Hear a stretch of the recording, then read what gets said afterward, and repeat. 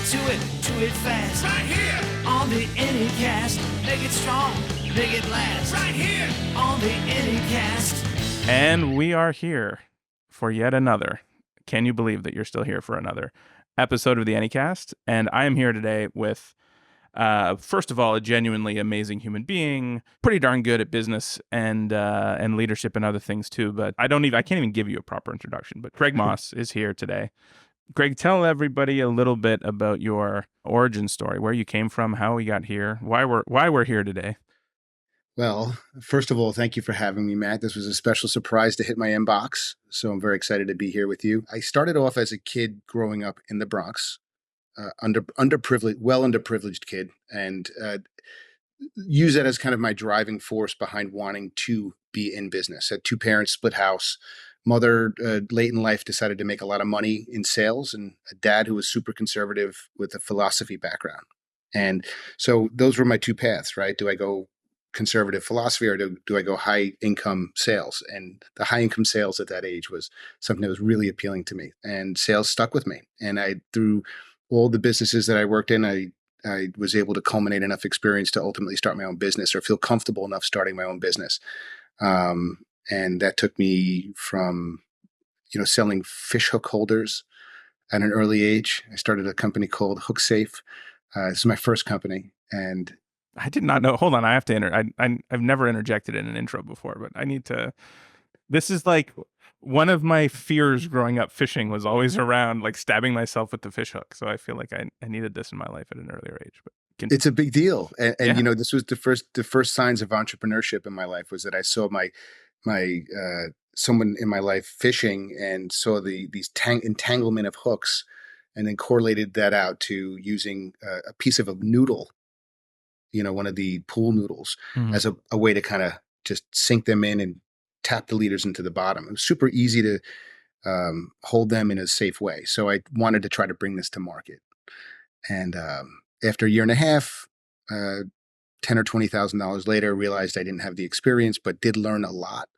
And that was really the point where I said, I love this entrepreneurship. I love building. I love creating markets. And from there, I ended up landing a job in recruiting, which was a combination of legal recruiting and technology recruiting.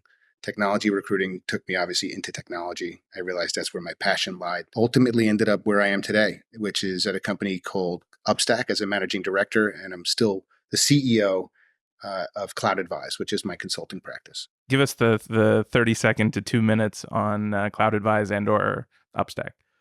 We just help companies buy infrastructure all over the world. And when I mean infrastructure, I'm talking really data center, cloud, and connectivity.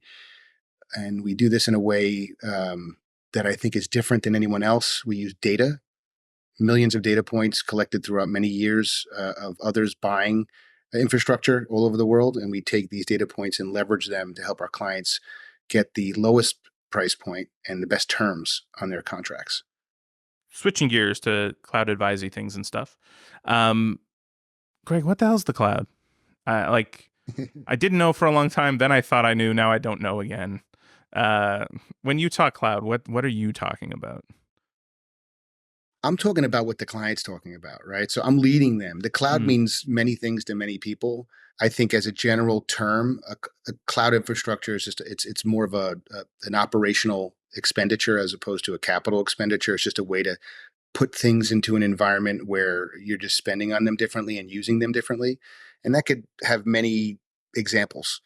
So I really let the client drive what they feel the cloud is to their organization, right? Because you have public cloud, which are the big three, AWS, GCP, Azure. You have private cloud or bare metal, right? There's a lot of things. You have UCaaS. People look at UCaaS as a cloud platform because you're taking your on-prem telephone system and putting it into something that doesn't exist necessarily on site. So, again, there's so many different variations, but I think the general definition is really just, a way to use an environment that's hopefully constantly updated and sitting there out off-prem in a meaningful way to your business.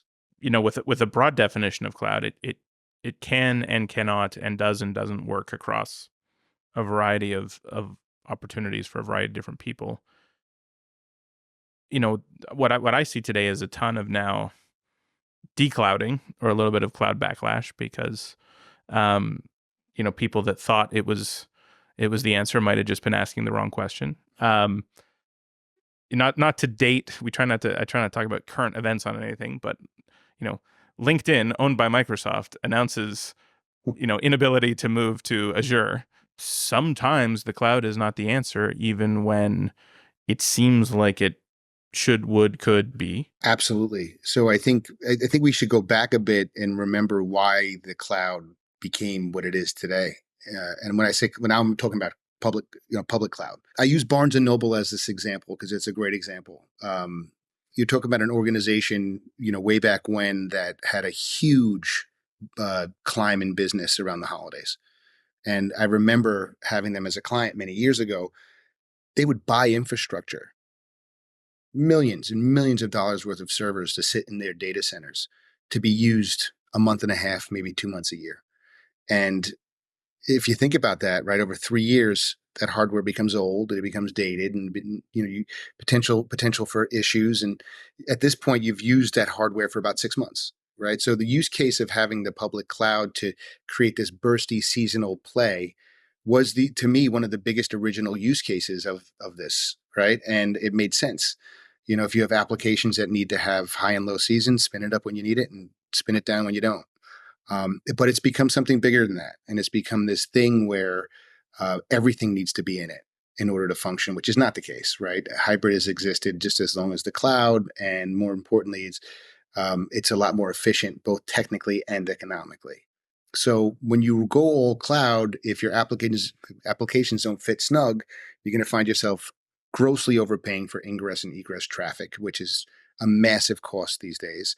And you're going to be paying for high compute that you may or may not need. It depends. Vertically, is there anything that jumps out at you as like cloud is going to fit 99% of the time, or is that back to forcing people into the cloud because they were told to buy from cloud because cloud?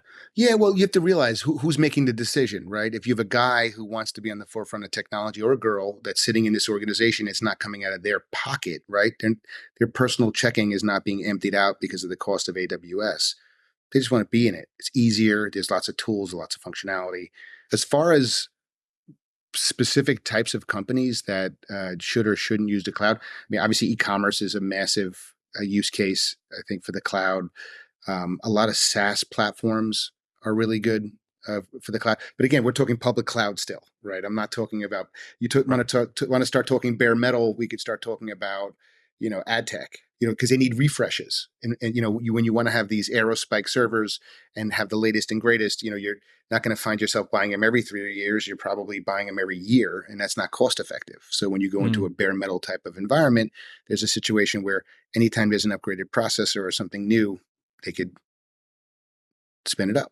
Something I think about a lot when I talk to people is just like, okay, well, if you're all going to build on the same technology platform, how do you differentiate when that platform is actually like an integral part of service delivery? I mean, I see the problem that you're posing, and it is a problem. So before we talk about, infrastructure being an advantage, let's first talk about what these large companies are trying to accomplish by incorporating new products into their mix. When they go to an organization and offer them services, they have a contract. Contract's not like what you and I are used to. Oh, we're going to charge you $10,000 in MRC. It's a global commitment. And that global commitment can be used or honored in many different ways. You're getting credits, you're not getting credits. Again, this complexity, right? And so they agree to a spend over a period of time, 3 years, 5 years, whatever the negotiated thing is. And it's a lot of pressure, right? Because procurement comes in and negotiates these incredible rates, but with this bloated commitment. That doesn't happen today, but it does happen pretty quickly, or it comes quick, right? Because all these projects that you lose a person, you have attrition, and you didn't get this done in time, and next thing you know, you're overpaying. So what you would have just said, you know what? I don't want the bloated commit. I don't want any commit. If I want 5 cents, and then we'll deal with it. Instead, you get 3 cents, but then you end up paying 7 cents, right? Because you didn't hit your commits. So things like CDN or these secondary and tertiary services become a way for them to get credit towards that global commit, right? Even though it's not a necessary cloud service, it's a service. And so it becomes attractive and easy to get these people to commit, even though the service levels are much less. But back to infrastructure and advantages. I mean, very distinct use cases, right? You need to have access to a meet-me room, right? You need a direct on-ramp to a cloud. You need to be next to an ad exchange, a financial exchange. This is where infrastructure starts to really play a role in those decisions. And I'm starting to see less and less of that, right? 10 years ago, you'd have a company come in and they'd say, well, I have to be within a certain amount of distance from this. And now everyone has it. Because of whether it's a Megaport or a Packet Fabric, they're creating these fabric lines that just go everywhere. So that value, unless it's super case specific, is becoming less and less. Got it. What advice would you give to somebody starting out and trying to break into infrastructure sales? Relevant and urgent. And I'll tell you, if the product that you're going to sell is not relevant and urgent, so imagine spending 60 hours a week selling something. Why wouldn't you want to sell the thing that's going to be A, the easiest to sell, and B, yield the most fruit? And the way to identify that is to find the relevant and urgent technologies. And if you're not going to do that, good luck climbing up a hill with roller skates. Thanks, Greg. Cheers. I don't even know if that made sense, but This is different, another round, so much more to talk about. Gonna aim to satisfy with help from CashFly. Get to it fast. Right here on the Anycast. Make it strong, make it last. Right here on the Anycast. The Anycast podcast, brought to you by CashFly.